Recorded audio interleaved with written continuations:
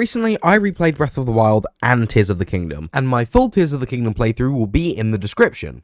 And I'm just going to give a heads up. Opinions incoming, because I'm going to be honest, fuck this game.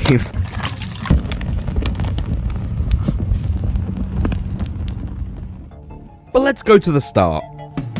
Zelda and Link are roaming around under Hyrule Castle, as you do, when they stumble across a mummy that is sealed by some funky little magic before it wakes up, breaks the Master Sword, sucks the life out of Link's hand, rendering it unusable, and sends Zelda to the Shadow Realm.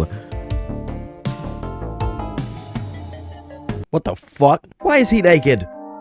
Oh, it's the tutorial. And it's on a sky island as well. Wow, it's so big, it's so beautiful, and I really hope this isn't the biggest island in the game. This is where you get the Pura Pad and the 4 abilities. So the Pura Pad is this game's replacement for the Sheik Slate, and the 4 abilities are given to you through the new arm that Link has to replace his old one, which is actually Raru's, who we meet here, the first king of Hyrule, a member of the Zonai, an ancient race. I will discuss the abilities in a bit more detail when we get to the gameplay segment. But for now, all you need to know is you get the 4 abilities by doing 4 shrines on the island. Where'd my sword go? Before skydiving all the way down, meeting Pura at Lookout Landing, where she tells you things have been going on in the 4 regions of the world. Fix them. Find out what's causing all of this. Save the princess.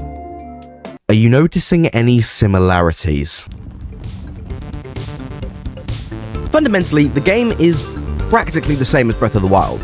You have the same gliding, the same weapon kind of fighting mechanics, and the same things to move around in the sense of walking and running. The abilities also make up a huge difference. In the tutorial, you go through 4 shrines. You unlock the ability to fuse things together in the world. It acts sort of like magnesis, except you can attach various objects together and utilize Zonai machines like fans or batteries or steering sticks to make various contraptions in the world. But I will say that it is kind of clunky, especially when it comes to rotating things. You get given a weird axis and it just feels a little weird to mess with. Next up, you get given Fuse, which allows you to fuse various things in the world to your shield and your weapon. This allows durability to be extended, and since durability was a massive big complaint in Breath of the Wild for a lot of people, this is good, because the majority of weapons that you will find will be damaged or rusty and will have lower durability than they did in Breath of the Wild, which, yes, it incentivizes you to fuse, but it also feels like if you don't fuse, things are just breaking quicker.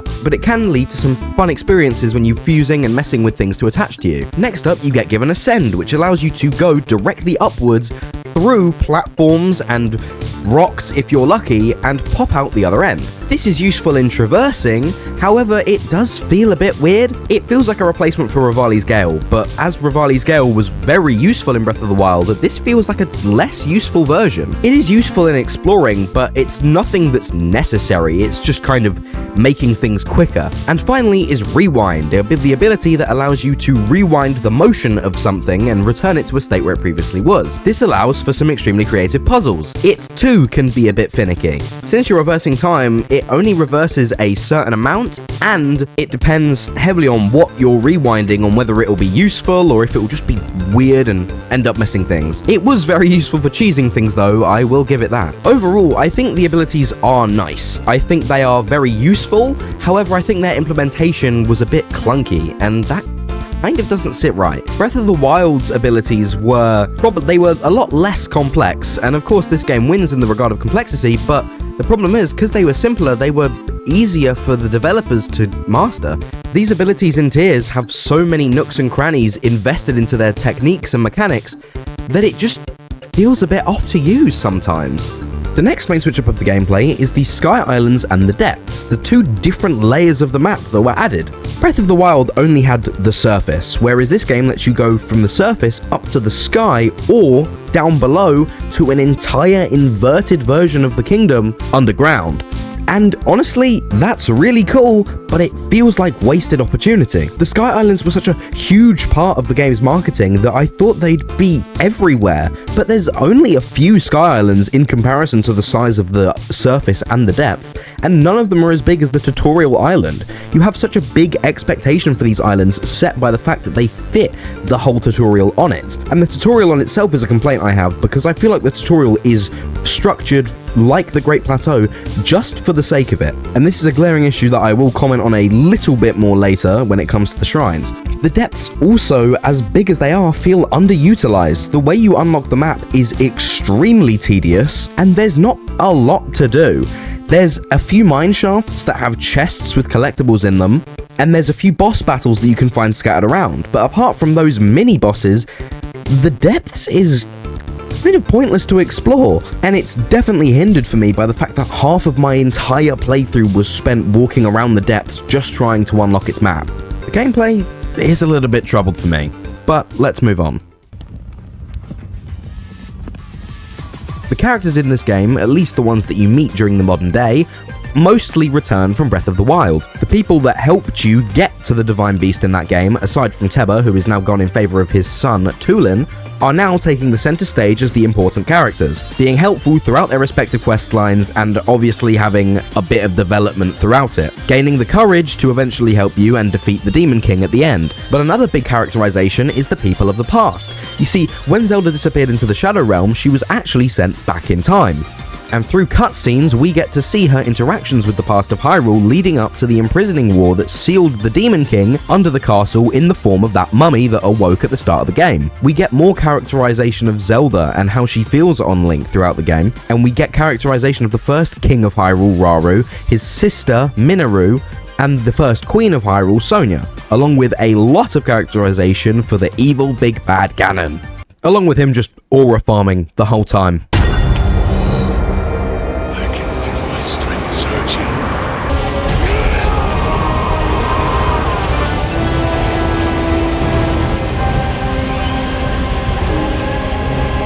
I remember seeing the trailer and me and everyone else was like, oh, it's Demise, but it's not Demise, it's just Ganon with a new demon look.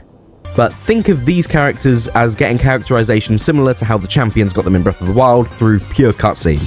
We never personally meet them physically. Also, I feel like this is the only reasonable place to point out that Zelda ate one of the secret stones and became a dragon so she could recharge the Master Sword enough for us.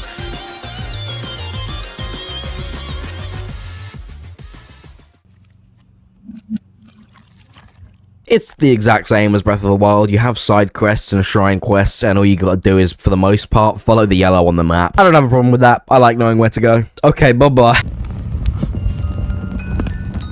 This is where a lot of my complaints lie. Number one, the shrines. The shrines in this game, there's nothing inherently wrong with them, but to me, they feel so out of place. They work in the same way they did at Breath of the Wild. There is, I think, 150 plus of them, and when you do 4, you can upgrade your health or your stamina. Yeah, that sounds fine.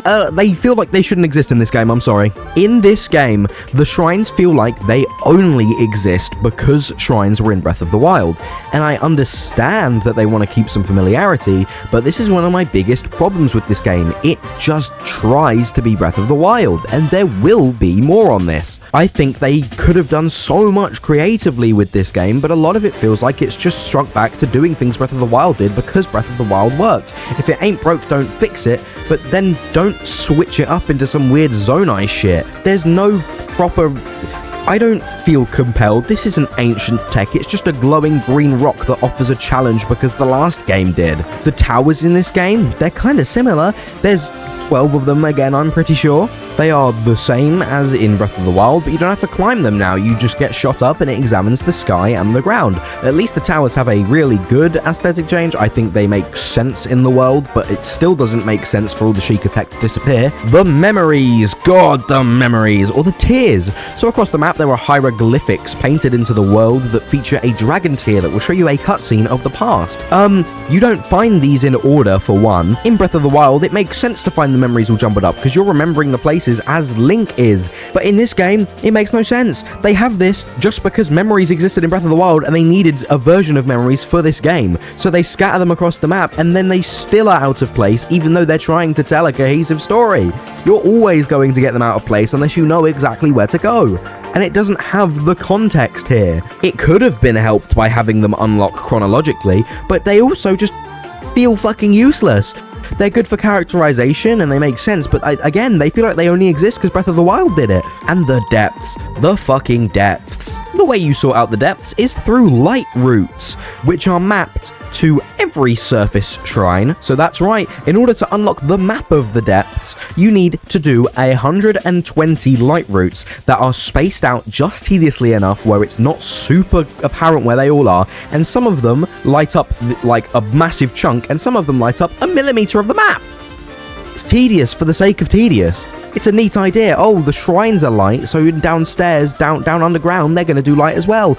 You didn't need to execute it like this. The depths feels aimless. The map system for unlocking it is ridiculous, and the rest of the game just suffers from Breath of the Wild syndrome. Now let's talk some uniqueness. The abilities, but like the powers. In Breath of the Wild, after doing each Divine Beast, which was a big dungeon, you got an ability from one of the champions of old. In this game, you do a temple, which is sometimes more aesthetically pleasing than a Divine Beast, but I like the Divine Beasts because I like the mechanic of manipulating the dungeon. I found the Divine Beasts, even if their design was less creative, their actual gameplay I think I preferred. And then you fight a boss, which is unique and not a blight. I have a soft spot for the blights, but I can't deny that Colgera is pretty cool. Not all of them are cool though, I'm looking at you, Muktarok. And the whole time you do this utilizing the ability of the NPC friends, so Sidon, Tulin, Riju, and the irrelevant one. And then, after you beat the boss, they see their ancient Zonai secret stone, which projects them to a vision of their ancestor who tells us about the imprisoning war, and says the same fucking thing every single time. But then you get a little spirit companion version of them, and boom, you have the friend's ability throughout the rest of your adventure. Wow. The most unique thing here is the fact that they have a 5th temple that's underground. The game ends by storming the underground of Hyrule Castle, going through gauntlets of enemies before facing the army of the Demon King. These are waves of bokoblins, lizzles, moblins, and all the other enemies, except they are gloomed up, so when they hit you, they will render one of your hearts unusable unless you have the right food or potions to fix them. This leads to Ganon sending all the bosses after you. However, if you've completed the parts of the game, if you've completed all 4 corners, your allies will now have to go and fend off them, leaving you alone with Ganon, who now rehydrates himself and has a pretty cool fight, all things considered, especially the second phase.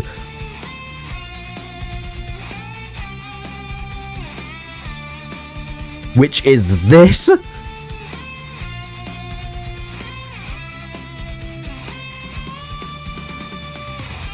This fight is really cool. I love a 1v1 swords fight, but I personally prefer a big monster more, so in a very personal sense, Calamity Ganon I do prefer, but I can definitely see the appeal of this fight. Also, if you saw that, he literally destroys hearts. He doesn't just deactivate them where they can be fixed with a potion or something. He just straight up explodes them. And then after he loses, he transforms into a dragon, and you have to go on the Zelda dragon and have a Dragon v Dragon plus Link, which is very much cooler than Dark Beast, and once he's gone, that's it. Zelda's free. I don't know, man. I still prefer Breath of the Wild.